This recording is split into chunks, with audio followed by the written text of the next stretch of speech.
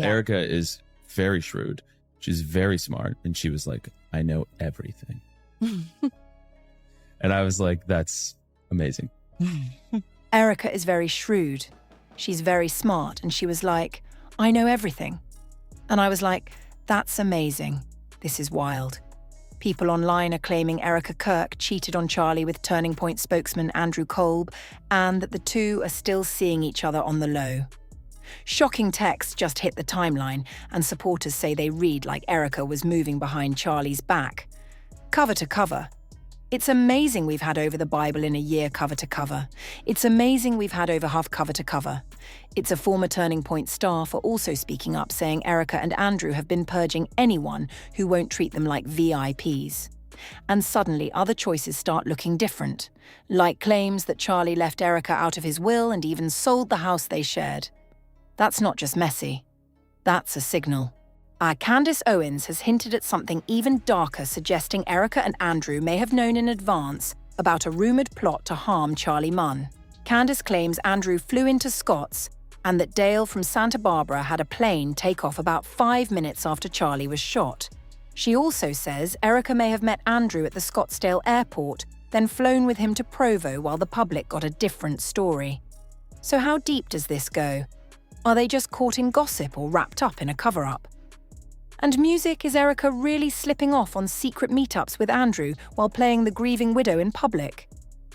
People have already accused Erika of lying about not dating anyone for 5 years before she met Charlie. And if that story got spun, who's to say the rest is clean? Mac Hug obviously had to take place in Scottsdale. It's the only thing that makes sense. Of course it did. It did not happen in Provo at all. It happened in Scott. Turning Point insiders are now saying another possible guy in the mix could be Andrew Veet, who now co-hosts The Charlie Show. Erika picking her ex, Cabot Phillips, to take over Charlie's college tours only makes it look stranger. She also allegedly helped her rumoured love interest slide into Charlie's seat and take over his show. These claims about Erika and Andrew came from a Turning Point insider who reportedly tipped off Candace, saying Erika and Andrew were and are involved in an affair. And that's supposedly why both of them were already at the Scottsdale airport together when Charlie was shot. Here's where people say Erika and Andrew slipped up.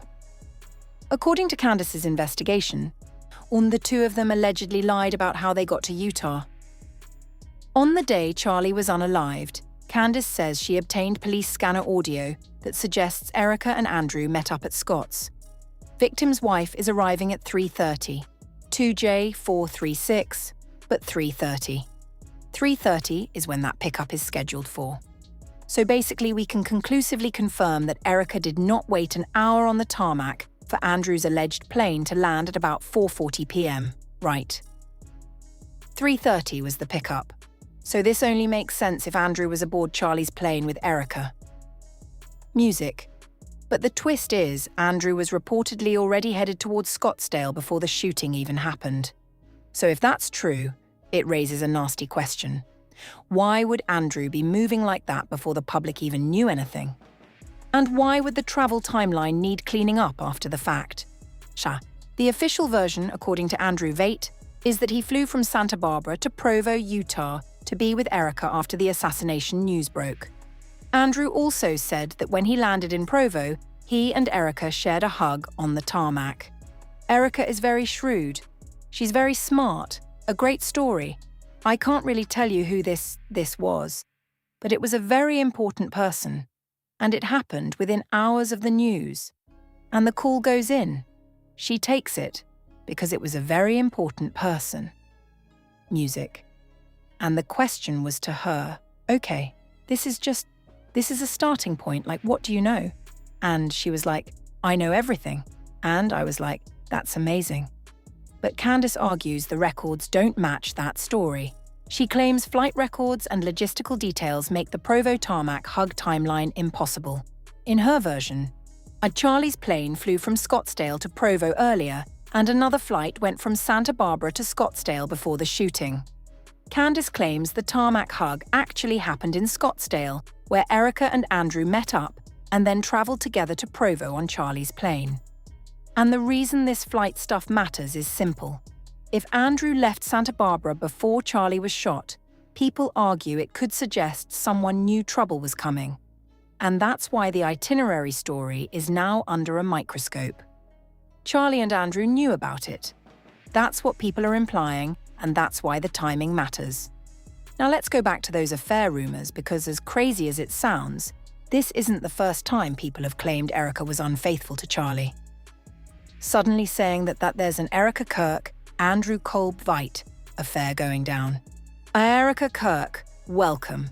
According to multiple Turning Point insiders who say they got fired after questioning Erika, it wasn't just that Erika dated before Charlie. They claim she kept dating even after he put a ring on it. Now, take this with a grain of salt, but these whistleblowers allege Erika was sneaking around behind Charlie's back, not only with Andrew, but with multiple men connected to Turning Point. Cover to cover. It's amazing we've had over the Bible in a year, cover to cover. It's amazing we've had over cover to cover. I don't think I need to tell Erika that. Erika is very shrewd. I don't think I need to tell Erika that. Erika is very shrewd. Tell Erika that. Erika is... Some of them even claim Erika was disrespecting Charlie behind the scenes, saying she mocked his looks and called him naive and soft. That's a harsh accusation, and it's still just an allegation. But it's spreading fast because people feel like the vibe shifted after Charlie was gone. And people online keep comparing Andrew Kolb to Erika's dating history, saying he looks more like her type than Charlie did. Then they point to interviews where Andrew talks about Erika now and claim it comes off like someone talking about their crush. Knows everything. She knows who to trust, who not to. She knows who's going to be the allies in the fights ahead. Here's where the internet gets extra weird. Viewers say both Andrew and Erika have been mimicking Charlie's mannerisms, especially the way he moved his lips when he spoke. Now people are telling others to check out Erika in her first appearance in Charlie's studio after September 10th. They claim Erika and Andrew were blushing, smiling non-stop and acting almost excited. Kirk, welcome. Thank you. Thanks. It's surreal to actually be sitting because last time I was standing, but yeah, I don't know. Just this is a little more emotional. Yeah. Well, you are rightly at the head of the table, and we're just so honoured to have you here. I know that you have been. To say that your life has been a whirlwind would be the understatement of the century, and to make time for Charlie's audience and to speak to them, I know that they can't wait to hear from you, and just to see you in this room probably means a lot to them.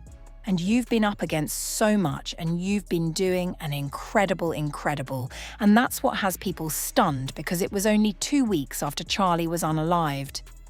And watching it back now has folks asking what was really going on. Also, it makes people wonder if Charlie had started suspecting something about his marriage before he was unalived. There are reports that Charlie removed Erika from his will shortly before September 10th, allegedly, because he believed she was having an affair. So when you line that up with everything else, the timeline starts looking messy. If Erika really got written out of Charlie's will, and if she knew that before he passed, then critics say her behaviour after his passing hits different. People online keep saying she doesn't even look like she's grieving. Some claim she looks relieved, like a huge weight got taken off her shoulders, and that's why the reaction is getting picked apart so hard. And then there's the money angle people keep bringing up. Dumb music allegations are circulating about a large life insurance policy taken out on Charlie in 2023.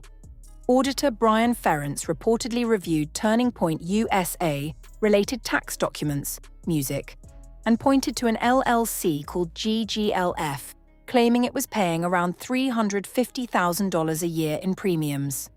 The chatter says premiums that high could suggest a passing benefit in the tens of millions. So now the questions start flying. Who was the beneficiary? What did they know? And when did they know it? A lot of people assume it would be Erika, because she was the spouse, and on its own that wouldn't automatically mean anything.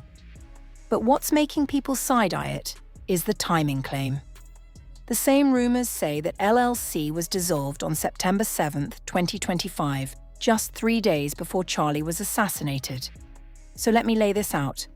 Critics are saying it looks like this LLC was set up mainly to hold a life insurance policy tied to Charlie. And then right before he passed, it allegedly disappeared from the picture. On top of that, while people are pointing to reports claiming that in mid-2024, Turning Point USA sent $350,000 straight to that same LLC. And that's why the timeline has everyone talking. That payment is being linked online to something called a split-dollar life insurance setup. The way commenters explain it is the organization covers the premiums, music gets reimbursed later, and whatever remains could go to a beneficiary. Some people assume that beneficiary would be Erika because she was the spouse, but that's still an assumption, not confirmed facts, and it's exactly why the debate keeps blowing music up. Now add the optics people keep arguing about. They claim Erika has kept fundraising hard, sending personally signed letters asking supporters to donate more, while also doing paid appearances and public events connected to Charlie's legacy. To critics, it feels like a money push stacked on top of already heavy rumours, and they say that's why it's getting so much heat. So when people connect the alleged affair rumours with Andrew Colt, the disputed flight timeline, and the claim about the LLC dissolving days before the assassination, the same question keeps coming back. Were Erika and Andrew actually involved in something bigger, or is this a pile of theories with no solid proof? Drop your thoughts in the comments, hit like, subscribe to the channel, share this video, and I'll see you on the next one.